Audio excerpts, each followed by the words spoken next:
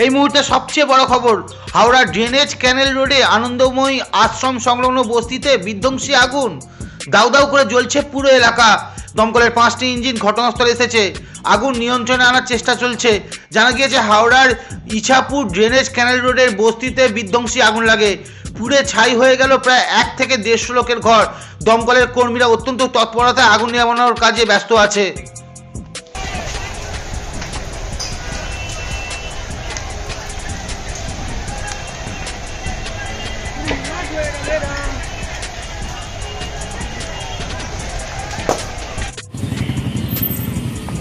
চলো দাদা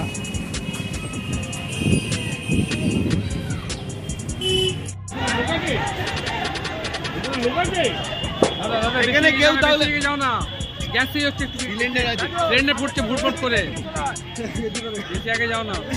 ভেতরে কোনো লক্ষণ নেই তো?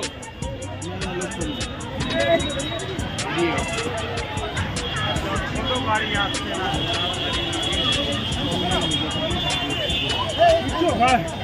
বাবু থেকে আবার হয়ে গেছে ওটা কাজে একদম আসে নেই।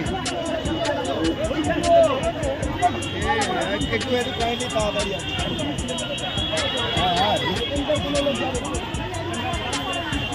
ওই পাশে কোন সাইলেন্স, ওই পাশে